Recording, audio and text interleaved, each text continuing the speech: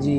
अच्छा, गांधी जी आप ये बताइए कि जैसे एग्ज़ाम्स में मेनली बच्चों को परेशान ये किया जाता है कि आपकी जो लाठी थी वो भी पूछ लेते हैं कि किस लकड़ी की बनी हुई थी, शीशम की, सागौन की। हाँ बिल्कुल, मेरी जो लाठी थी वो आमतौर पर सागौन की लकड़ी से बनी हुई थी। भारत छोड़ो आंदोलन जब हुआ 1942 में, तो आपने करो या मरो का नारा दिया। तो जो ये स्लोगन आपने दिया, तो इस स्लोगन के को थोड़ा थोड़ा विस्तार में बताइए। तो हेलो नमस्कार दोस्तों, एक बार फिर से हम आ चुके हैं अपने पॉडकास्ट में, और आज हमारे साथ हैं भारत के राष्ट्रपिता कहे जाने वाले हमारे सबके प्यारे बापू। हमारे साथ मौजूद हैं भारत को अहिंसा की राह दिखाने वाले, दुनिया को अहिंसा की राह दिखाने वाले बापू। तो हम स्वागत करते हैं बापू महात्मा गांधी जी का हमारे इस शो पे, जिसमें हम पॉडकास्ट करते हैं, इंटरव्यू लेते हैं बहुत बड़ी बड़ी हस्तियों का। तो आप सबसे पहले बताइए बापू महात्मा गांधी जी कि आप का जन्म कहाँ पर हुआ और किस वर्ष आपका जन्म हुआ। पहले सर ये बताइए। आभार आपका, और मुझे ये जानकर खुशी हुई कि मुझे इस मंच पर आमंत्रित किया गया। मेरा जन्म 2 अक्टूबर पोरबंदर गुजरात में हुआ था। मुझे आशा है कि इस बातचीत से हम सबको कुछ मूल्यवान सीखने को मिलेगा। तो आपके माताजी और पिताजी का क्या नाम था? मेरी माताजी का नाम पुतलीबाई था और मेरे पिताजी का नाम कस्तूर चंद गांधी था।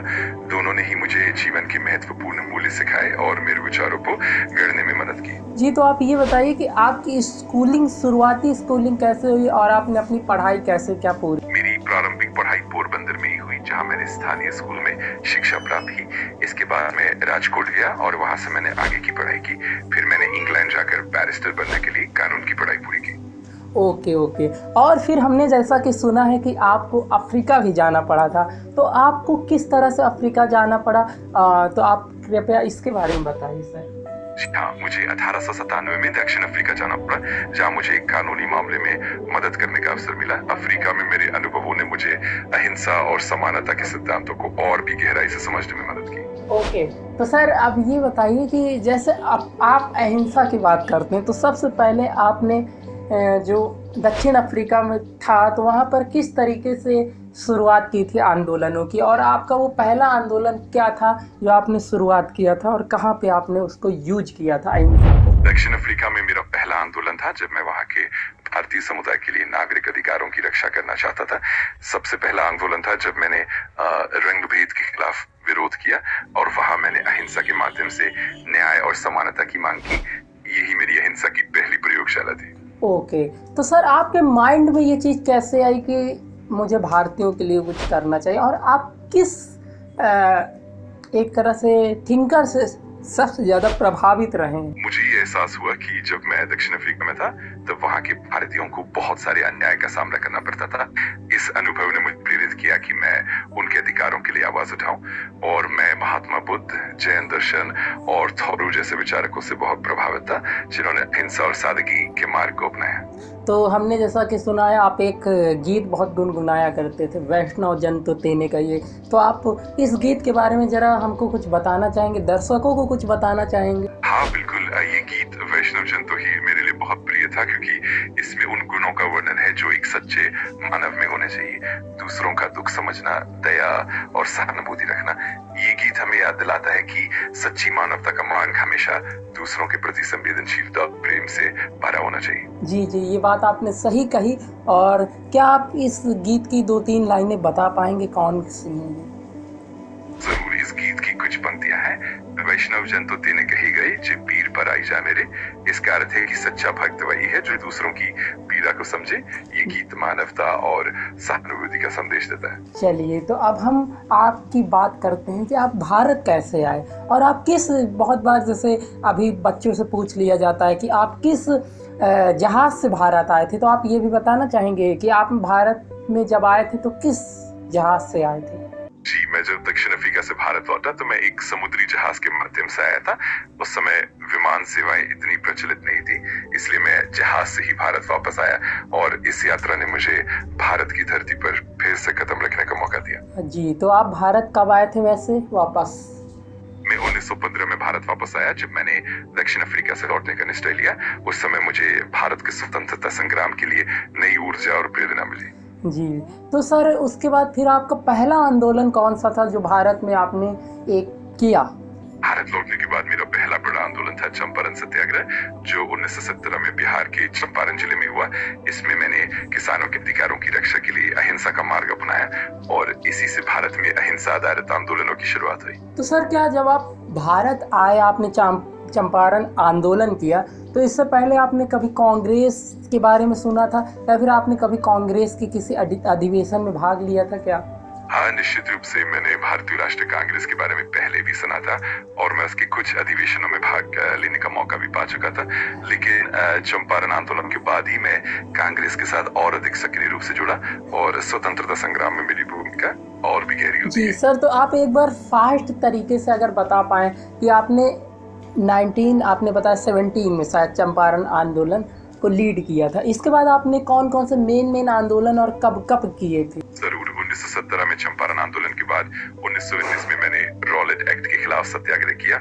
उसके बाद 1920 में खिलाफत आंदोलन और असहयोग आंदोलन शुरू किया।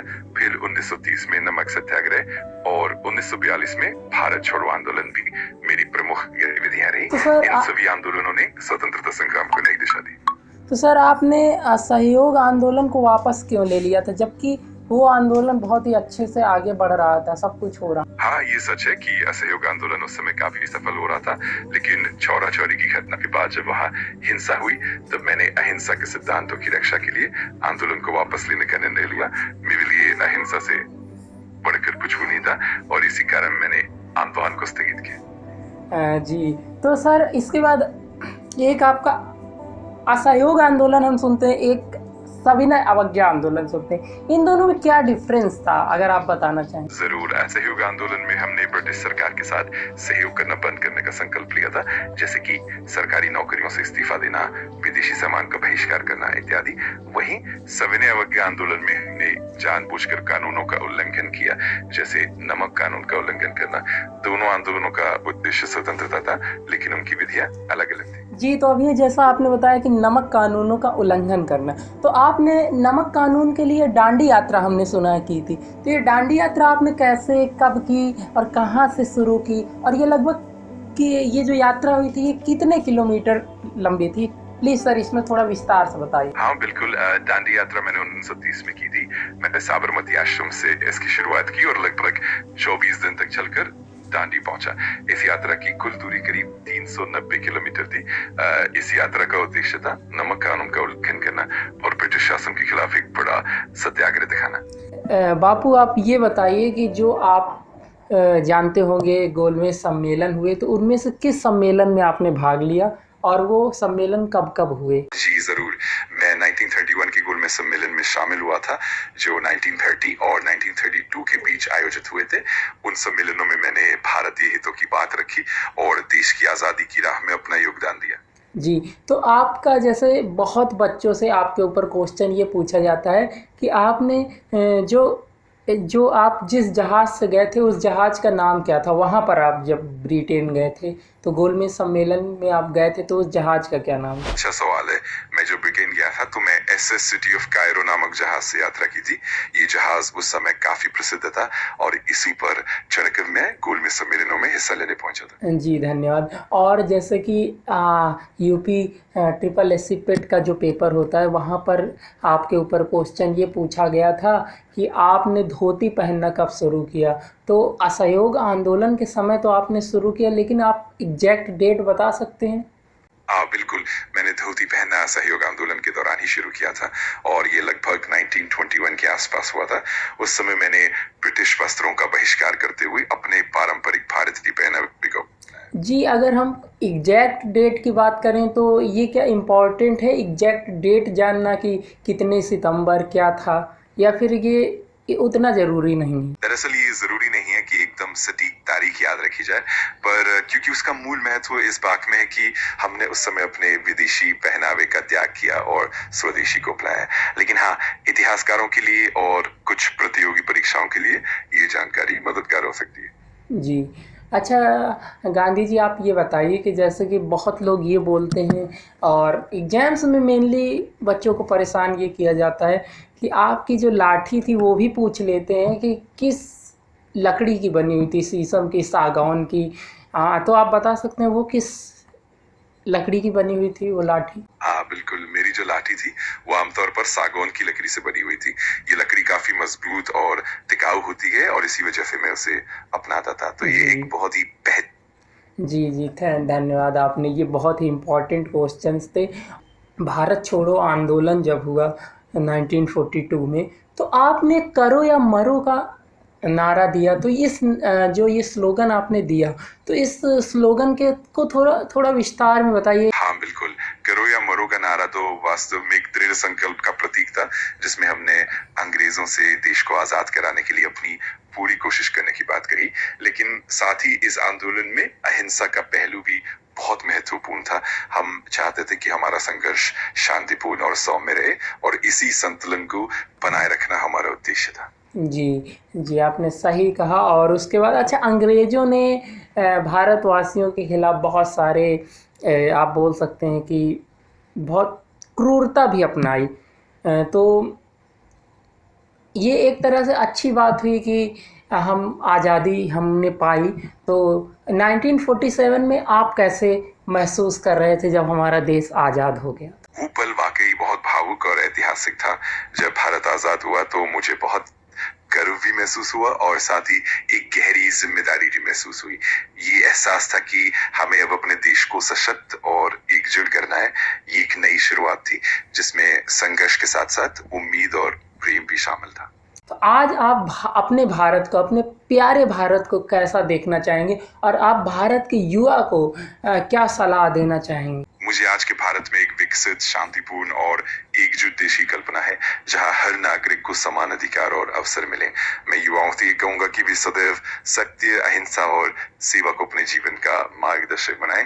देश की तरक्की के लिए वे समर्पण और मेहनत से काम करें, ताकि हमारा भारत एक सशक्त और खुशहाल राष्ट्र बन सके। जी, तो इसके बाद आपके जीवन के अंतिम क्षणों के बारे में अगर आप बता पाएँ। वैसे तो बहुत लोग, कम लोग जानते हैं, लेकिन आज आप अगर बता पाएँ और फिर इसके बाद हम इस पॉडकास्ट को यहीं पे समाप्त करेंगे सर। लास्ट वो पल आप साझा करना चाहें? जरूर, मेरे अंतिम क्षणों में मैं शांति और सरलता के साथ था। मैं हमेशा सत्य और अहिंसा के मार्ग पर विश्वास रखता था। मेरे लिए वो पल एक नए सवेरा देखने जैसा था, जहां भारत को स्वतंत्रता की ओर बढ़ते हुए देखना ही मेरी सबसे बड़ी सफलता थी। और इसी भावना के साथ हम सब मिलकर आगे बढ़े, यही मेरी आखिरी इच्छा थी। जी, तो अब हम इस पॉडकास्ट को यहीं पे ख़त्म करना चाहेंगे, लेकिन आप हमारे दर्शकों को हमारे चैनल क्वेरी हिट के बारे में अगर कुछ कहना चाहें तो 2 लाइनें सर अगर आप बोलना चाहें। जरूर, मैं ये कहना चाहूंगा कि क्वेरी हिट चैनल के माध्यम से ज्ञान और शिक्षा का जो प्रकाश फैल रहा है वो वाकई सराहनीय है। मुझे उम्मीद है कि ये चैनल सभी को प्रेरित करेगा और हम सब मिलकर को और आगे बढ़ाएंगे। जी, तो सर चलिए, हमारे साथ बात कर रहे थे भारत के राष्ट्रपिता कहे जाने वाले हमारे सबके प्रिय बापू महात्मा गांधी जी। आपसे अगली वीडियो में मुलाकात होगी एक नए शख्स के साथ, एक नई पर्सनैलिटी के साथ। तो तब तक के लिए हमारे चैनल पे बने रहिए, हमारे चैनल को सब्सक्राइब कीजिए, शेयर कीजिए इस पॉडकास्ट को, ताकि वो भी जाने महात्मा गांधी जी से जुड़े हुए कई पक्षों को। तो आपसे अगली वीडियो में मुलाकात होगी। तब तक के लिए धन्यवाद। जय हिंद, जय भारत।